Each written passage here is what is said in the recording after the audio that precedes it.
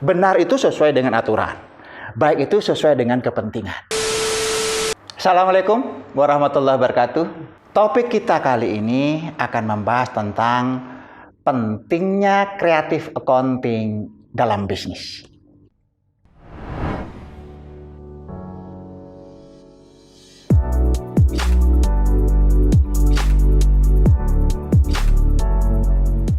Sahabat muda, creative accounting ini puluhan tahun saya mengajar di perguruan tinggi, saya melihat tidak pernah diajarkan di perguruan tinggi.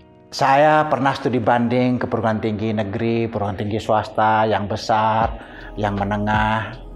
Saya tidak melihat ada mata kuliah creative accounting. Padahal creative accounting ini sangat dibutuhkan oleh perusahaan, khususnya perusahaan besar. Apa itu creative accounting? Kreatif di dalam berakuntansi. Mengapa kita harus kreatif? Karena akuntansi itu fungsinya membuat laporan keuangan. Seorang ahli akuntansi yang baik akan mampu membuat laporan keuangan yang benar dan baik. Semakin pinter akuntansinya, semakin pinter bikin laporan keuangan.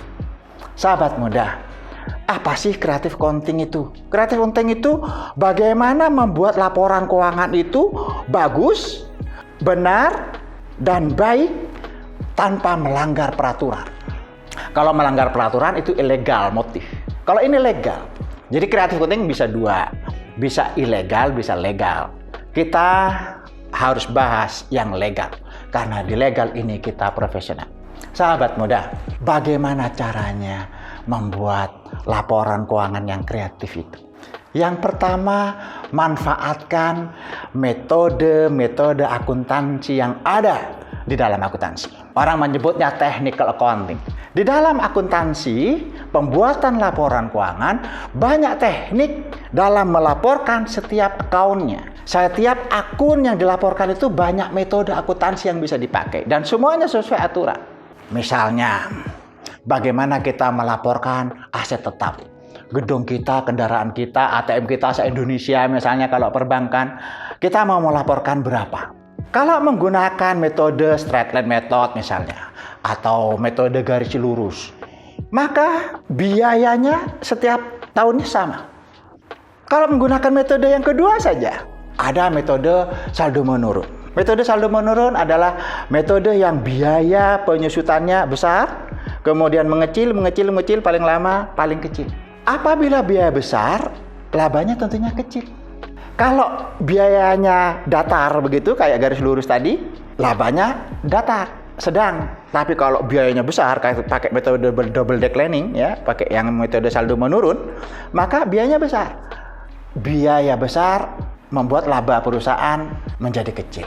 Pemilihan metode akuntansi ini bisa membuat laporan keuangan tidak hanya benar tapi juga baik. Kalau kita misalnya perusahaan sekarang lagi boom, lagi omsetnya luar biasa bagus, maka kita tidak perlu membuat laporan keuangan yang labanya terlalu banyak. Kita bisa simpan untuk periode yang akan datang. Lah bagaimana? Tentunya kita pakai teknik-teknik accounting yang membuat laba itu sesuai dengan yang kita inginkan, yang sesuai dengan kepentingan perusahaan, sepanjang tidak melanggar undang-undang yang berlaku, sepanjang tidak melanggar prinsip akuntansi yang berlaku umum. Sahabat muda, creative accounting ini sangat perlu. Karena laporan keuangan yang dihasilkan itu akan dipakai untuk pengambilan keputusan. Kalau kita labanya banyak, pajaknya banyak. Kalau kita labanya kecil, pajaknya kecil. Investor juga seperti apa? Oleh karena itu, manajemen perusahaan harus mampu membuat laporan keuangan tidak hanya benar, tapi juga baik. Benar itu sesuai dengan aturan. Baik itu sesuai dengan kepentingan. Nah, kalau kita memenuhi kepentingan manajemen tanpa melanggar aturan, maka kita mampu membuat laporan keuangan yang benar dan juga baik. Sahabat muda, creative accounting itu penting dan menguntungkan perusahaan. Tidak hanya teknik accounting, tidak hanya metode akuntansi yang bisa dipakai. Bisa menggunakan cut off. Misal, periode ini kita pandemi. Omset menurun drastis. Lah bagaimana caranya membuat laporan keuangan yang baik? Nah, tentu biaya-biaya yang muncul sekarang itu bisa digeser ke periode yang berikutnya. Misal, biaya iklan kita tunda kepada periode yang akan datang. Biaya tertentu yang bisa kita tunda. Agar apa? Agar biaya tidak numpuk di sini. Biar biaya terbagi ke periode yang lain. Sehingga di sini cukuplah laporan keuangan yang sesuai dengan yang kita harapkan. Tapi tidak melanggar. Kita hanya memindah saja. Tidak mengada-ada. Yang tidak ada dijadikan ada, yang ada dijadikan tidak ada. Tidak. Ada tetapi hanya dipindah cut off-nya. Sehingga ini namanya smoothing income. Jadi semacam pengaturan. Bagaimana agar laporan keuangan tidak hanya benar tapi juga baik. Itu yang kedua. Yang pertama, metode akuntansinya bisa dipakai, dipilih yang benar dan baik sesuai dengan kepentingan perusahaan tetapi tidak boleh melanggar undang-undang. Yang kedua, kita menggunakan cut off-nya, periode akuntansinya kita cut off, dimanfaatkan. Biayanya kalau terlalu besar di periode ini kita atur menjadi periode yang akan datang, kita tunda begitu. Agar apa? Agar periode yang akan datang biayanya bisa digeser ke sana. Kalau besok misalnya omsetnya banyak, kan lumayan dikurangi oleh biaya-biaya yang tergeser. Sehingga laporan keuangan perusahaan menjadi tetap baik. Yang ketiga adalah pengendalian biaya dan pendapatan. Pendapatannya apa bisa dikendalikan? Bisa. Pendapatan periode ini dengan periode yang akan datang dibikin menjadi baik. Kita tidak menipu, tidak ada menjadi ada, atau yang ada dibikin tidak ada. Tetapi kita pastikan bahwa pendapatan ini dilaporkan dengan benar dan baik. Ada teknik accounting yang keempat, yaitu memanfaatkan capital expenditure dan revenue expenditure. Apa itu? Perusahaan itu punya pengeluaran. Pengeluaran itu bisa dicatat sebagai biaya dan bisa dicatat sebagai aset. Nah, pengeluaran yang dicatat sebagai aset itu sangat subjektif. Harus materiality, harus mahal, harus nilainya besar. Masa manfaatnya lebih dari satu periode akuntansi, lebih dari setahun misalnya. Selain lebih daripada 1 tahun, maka harus materiality, harus mahal. Nah, mahal itu berapa? 1 miliar mahal apa tidak? Ada perusahaan besar yang bilang 1 miliar itu kecil, maka itu harus dibiayakan.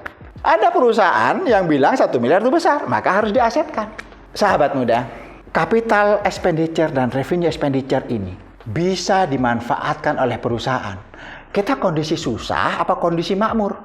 Nah, kalau kondisi susah mungkin 1 miliar akan menjadi mahal. Kalau kondisi makmur, perusahaan omsetnya besar, mungkin 1 miliar itu kecil. 10 miliar itu kecil bagi Pertamina. 10 miliar kecil bagi yang omsetnya triliunan. 10 miliar itu kecil bagi yang labanya triliun. Kan banyak perusahaan yang triliun-triliun. Tapi bagi perusahaan yang kondisinya lagi pandemi, yang kondisinya lagi susah, maka capital expenditure dan revenue expenditure ini bisa dimanfaatkan agar membuat laporan keuangan tadinya benar dan baik. Ini yang dimaksud dengan creative accounting, yaitu kreatif membuat laporan keuangan agar benar dan baik secara legal. Ada yang tidak legal, misalnya tax evasion. Kalau tax avoidance, perencanaan pajak yang sesuai aturan undang-undang, boleh kita membayar pajak tidak banyak, tapi sesuai dengan undang-undang, sesuai peraturan. Tapi kalau nggak sesuai peraturan, misalnya kong kali kong, main mata, kemudian bayar pajak sedikit, itu ilegal. Tidak recommended. Tidak menciptakan kemakmuran yang sebenarnya. Sahabat muda, apa kesimpulannya? Kesimpulannya, creative accounting itu penting bagi bisnis. Karena dengan creative accounting tidak hanya kita bisa membuat laporan keuangan yang benar, tapi juga baik. Benar aja nggak cukup, tapi juga harus baik. Agar menguntungkan perusahaan tanpa melanggar peraturan. Semoga bermanfaat. Salam untuk Indonesia.